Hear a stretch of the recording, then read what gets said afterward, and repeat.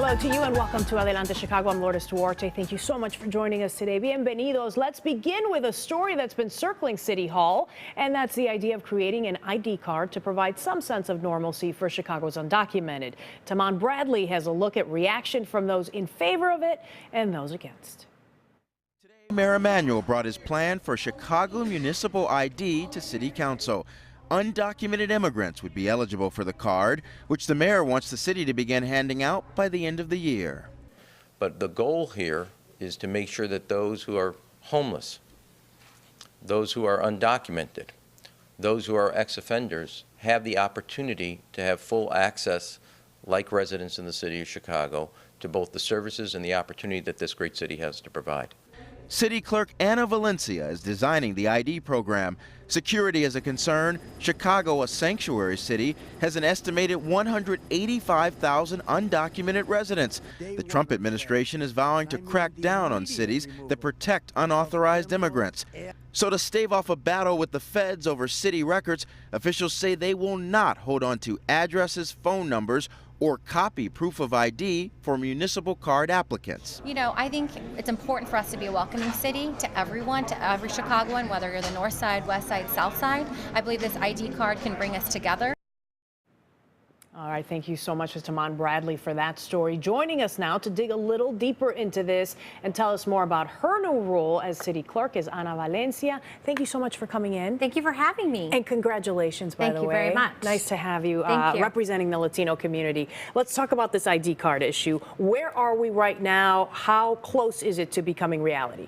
So last week we announced the city council, the ordinance. So we put the ordinance in city council. And 2 weeks from now we'll go for a vote. So we've been briefing the aldermen on the whole program. We've been meeting with advocacy groups, ACLU, different immigration groups, et cetera, to talk about this. Okay. And so once that passes, we will establish the program officially. You're feeling optimistic that it will pass? Yes, we feel really great, especially with the ACLU endorsement and a lot of the aldermen who voted for this last year's budget to be in the program. We feel optimistic it's going to have support. And once that passes, we'll be moving on to our next phase. So we're thinking maybe by the end of the year, this will be a reality. Yes, at the end of the year, our goal is to have our first ID by the end of the year launched. Okay. There's been something in the past called the matrícula consular, which I'm sure a lot of people at home are familiar with, the consulate ID card, right? Yes. So what is the difference between this and that matrícula consular and a number of other IDs that are available out there? Yeah, so this city ID is an official government ID. It will have the hologram and all the security features of a real ID.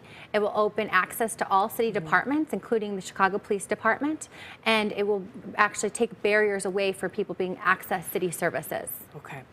One of the questions from critics is the timing of all of this. Obviously, we've got a new administration, the Trump administration, not necessarily the friendliest towards undocumented and immigrants. So I'm wondering, was that the impetus for putting this together, or how did it come about? Well, actually, 2 years ago, the mayor's office and the advocate groups had a task force studying what kind of barriers there are for many populations, not just undocumented, homeless, veterans, youth, LGBTQ, seniors, the reentry community. So there were a lot of different communities that had barriers to getting the state ID or the driver's license.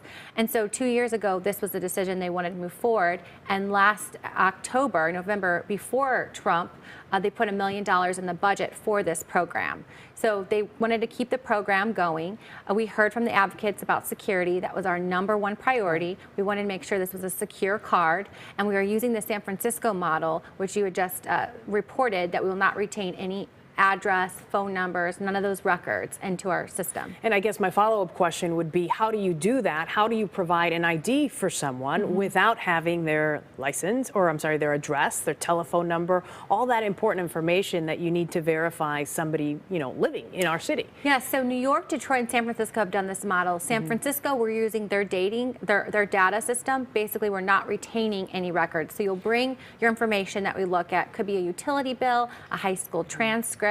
It could be a number of different items. If you're homeless, a nonprofit could give you an affidavit signed saying this is their residency. So there's numerous documents that will accept, authenticate, give those records back. So they would not be punched into a computer system. There would be no data left behind in your office. You show them, you have them, and then you take them with you. Just like the Secretary of State we're doing the exact same thing. We'll authenticate the documents, we'll return them back to you, and we'll be able to give you the ID. Okay. Can you understand, though, why people are so fearful? Can you kind of... Of course. I think that's why it was so important to our office to meet with the ACLU, different advocacy groups, different immigration populations, housing advocates, homeless advocates, because we wanted to make sure we got this right. It's really important that security was our #1 priority, and this is a card for all Chicagoans. We're currently sitting down with many museums, sports teams, to look at how many discounts we could give with this card and other benefits. That was something New York and Detroit did. We're also meeting with local chambers of commerce that they could offer discounts with this card as well. So it could be a benefit for even local businesses and get people to shop local. So we're looking at a variety of partners of how this card could be for all Chicagoans. I think it's important for people to know, like, I'm Chicago, I'm a proud resident, whether I live on the north side, the south side, the west side. I mean, this card should not be a scarlet letter or a stigma. It should be something that all Chicagoans would want to get. And they saw in New York, who now has 1 million cards, that's about 12% of the population, most people signed up for the benefits, for the discount. So that's what we're really looking at as partnerships. Okay, it sounds like you still have a little ways to go, Yes, but it is going to happen. Yes. I want to turn the focus now on you. Okay. Ana Valencia is now, as you can tell, the new city clerk, replacing Susana Mendoza, who is now the Illinois controller. I'm wondering how your role will be different than some of the things that she did. I guess, what is your focus? What is your vision for the city clerk's office? Well, I think that government really needs to be accessible, and we need to be that link between community and government. It can be very overwhelming. You know, I was first in my family to go to college, and when I went to the process, it felt very lonely, overwhelming, didn't know where to start. And sometimes, especially different communities, they come in and downtown, it's just, where do you start, right? So we really want to look at modernizing our office, transparency, looking at how we can interact with government on our mobile devices. You can watch City Council from your mobile devices, looking at different technology, and how do we make this municipal ID in the community, meaning we bring the technology to the community with our partners and our stakeholders. So that's what we really want to re-envision, of being kind of that welcome mat and allowing people to come in and navigate through City Hall. One of the cool things is that you are now the second woman to hold this office. Yes.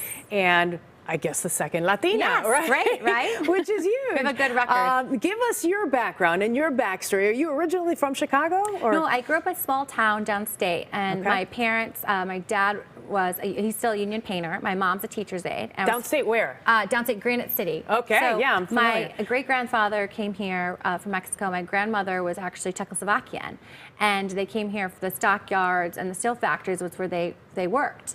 And so I have a very diverse background, and family was everything to us. And my dad, you know, finished high school, but really wanted his daughters to go to college, and did everything. My parents sacrificed everything so we could get to college. And luckily I got a scholarship to U of I, was able to graduate, and I thought I was going to go to law school. It didn't happen, and I got into government politics. But for Latinas, we don't even know sometimes government could be an option. And so I really want to use this platform to speak on behalf of Latinas and other women of colors, that you can be here. You can be the city clerk or the mayor or the CEO of Chicago Public Schools. And so it's really important to, you know, have opportunities of leadership for these women to get in these critical positions.